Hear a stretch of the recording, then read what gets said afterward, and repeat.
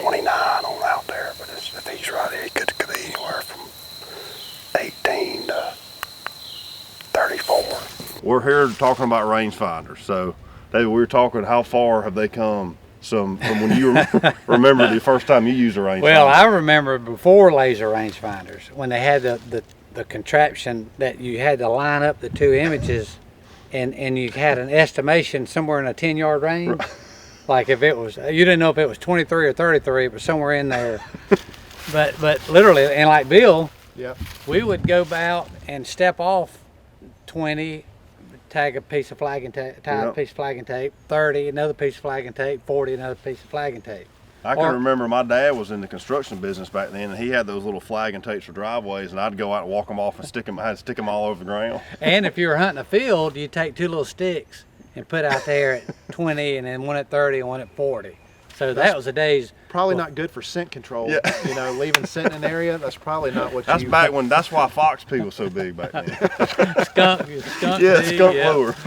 But that was the day before laser rangefinders, and now with the Bushnell rangefinders, as good as they are, it's a game changer. It's unbelievable. Yeah. I can remember just from the early road trip days when I started at Realtree, even when the ARC first came out, how it was just like unbelievable. And now that's outdated now. What we were talking earlier about, what Tyler's got. Yeah, I got the Prime 1300, and I'm coming off one of my best years. And you know, Brian and I were talking about it off camera, but I think a lot of my success this past year has really come from just how good this is in low light conditions.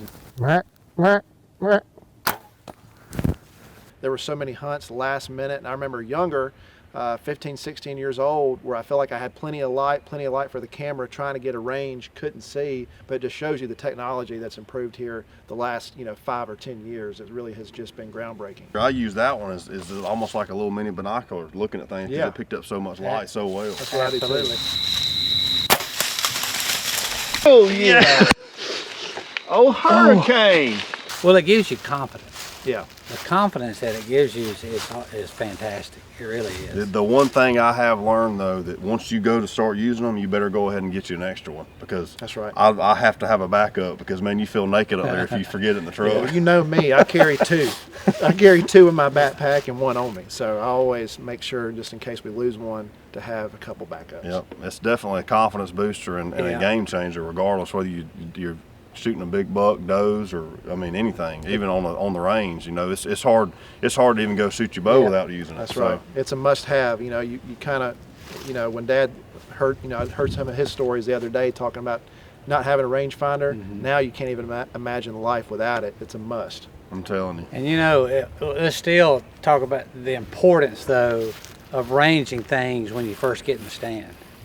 So if it happens quick, like an elk hunt, for example. If you set up on a bugling bull, you got to go ahead and range use some marks, because it can happen fast. You're not going to have time to range. Yeah.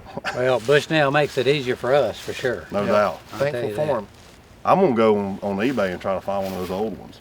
I'm going to go on eBay and try to buy your old turkey vest.